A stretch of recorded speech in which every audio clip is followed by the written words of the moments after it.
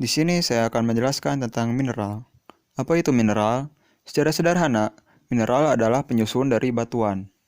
Mineral di dalam bumi itu sangat banyak sekali. Terdapat lebih dari 2000 jenis mineral. Mineral memiliki berbagai macam tekstur, warna, bentuk, dan karakteristik fisik yang berbeda-beda. Mineral mempunyai 5 karakteristik. Yang pertama yaitu padat. Dalam kondisi normal, jika mineral tidak padat, maka itu tidak bisa disebut mineral. Ia harus dalam keadaan padat. Yang kedua adalah harus secara alami, tidak dibuat oleh manusia seperti plastik dan lain-lain.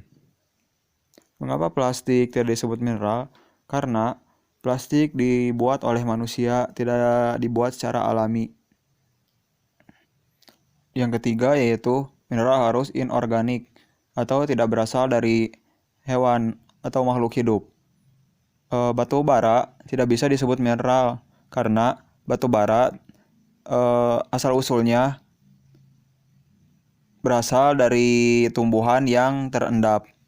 Oleh karena itu, batu bara tidak bisa disebut mineral.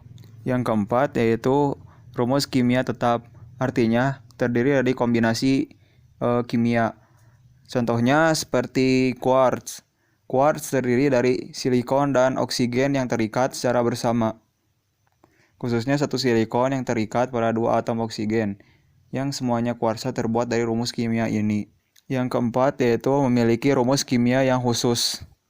Yang terakhir yaitu kelima, memiliki atom penyusun zat harus tersusun secara tertib. Selanjutnya ada mineral berdasarkan kekerasan skala Mohs. Yang pertama yaitu ada talk. Rumus kimianya ada magnesium, silikon, oksigen, dan hidrogen. Talk ini dapat ditekan oleh jari. Yang kedua yaitu ada gipsum. Rumus kimianya ada kalsium, silikon, oksigen, hidrogen. Gipsum ini dapat digores oleh kuku. Yang ketiga yaitu kalsit. Ada kalsium, karbon, dan oksigen. Kalsit ini dapat menggores kuku. Yang keempat ada fluorid, yaitu kalsium dan fluor. Fluorid ini sekeras dengan perunggu. Selanjutnya ada apatit, kalsium, fluorid, karbon, iodin, fosfor, dan oksigen. Apatit ini sekeras pisau baja. Selanjutnya ada feldspar. Ada kalium, ada aluminium, ada silikon, dan oksigen. Feldspar ini sekeras kikir. Selanjutnya ada kuarsa, silikon, dan oksigen. Kuarsa ini sekeras baja yang baru. Terus ada topas. Terdiri dari aluminium, fluor, silikon, dan oksigen. Topas ini yaitu sifatnya baja saja dapat digores. Selanjutnya ada korundum. Rumus kimianya yaitu aluminium dan oksigen.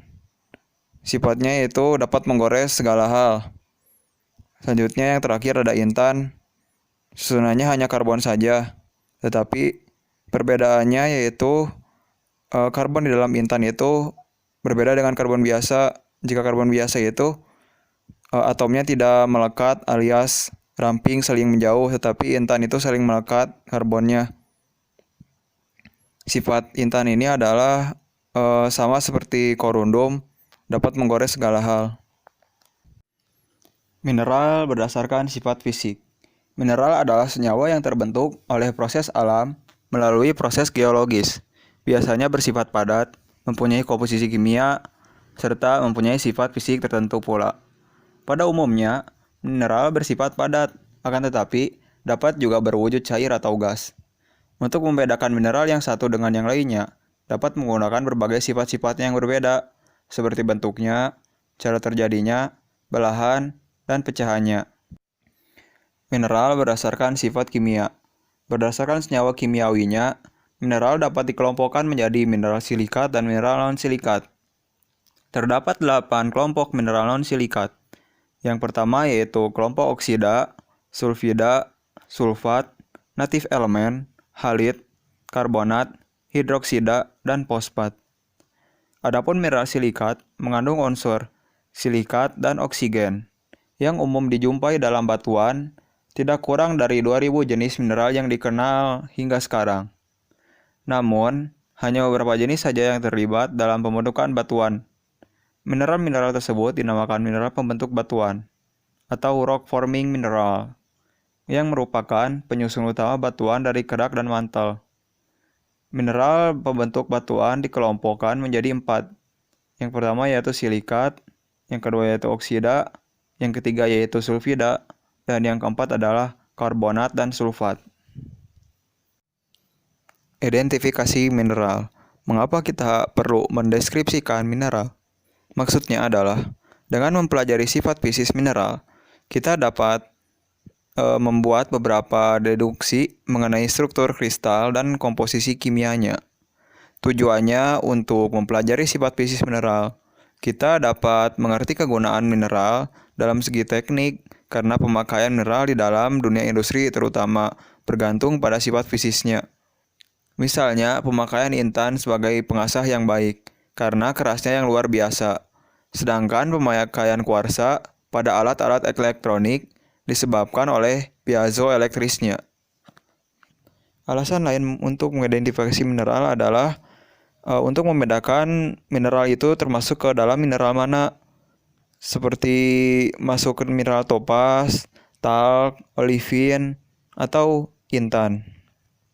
Yang pertama yaitu dengan menggunakan tes kekerasan. Caranya yaitu dengan cara kita meletakkan sebuah kaca, lalu kita menggoreskan mineral tersebut ke kaca. Jika kaca itu tergores, maka skala Mohsnya di atas 5,5. Jika kacanya tidak tergores, maka skala Mohsnya kurang dari 5,5. Karena kaca itu memiliki skala Mohs 5,5. Yang kedua yaitu tes kekilauan. Itu bisa dilihat oleh kita sendiri. Ya, jika mineral tersebut berkilau, maka mineral tersebut termasuk ke dalam mineral metal atau logam. Jika mineral tersebut tidak berkilau, maka mineral itu termasuk non-logam. Yang ketiga yaitu dalam bentuk aslinya memiliki kerusakan yang berbeda-beda, tidak sama. Hal itu yang dapat membedakan dengan mineral yang lainnya. Yang keempat yaitu tes garis. Dengan cara menyiapkan 2 buah benda. Yang pertama yaitu wadah yang berwarna putih. Yang kedua yaitu wadah yang berwarna hitam. Jika kita mencoretkan salah satu mineral ke warna hitam dan warna putih, maka keduanya akan berbeda. Dan juga ada yang sama. Hal tersebut berguna untuk membedakan mineral-mineral lainnya. Yang terakhir yaitu karakteristik lain atau ciri khas dari mineral tersebut. Seperti mineral sulfur yang memiliki bau seperti telur busuk. Yang contoh yang kedua yaitu seperti halit. Jika kita menyicipi halit, maka akan terasa asin karena garam termasuk ke dalam mineral halit. Sebagai unsur pembentuk bumi, mineral pasti banyak ditemukan di alam dan memiliki unsur-unsur tertentu. Mineral juga berguna bagi tubuh. Salah satunya yaitu kalsium. Kalsium berguna untuk pembentukan tulang. Tidak hanya itu, mineral juga bermanfaat untuk perhiasan. Sekian dari saya, mohon maaf bila ada kesalahan. Wassalamualaikum warahmatullahi wabarakatuh.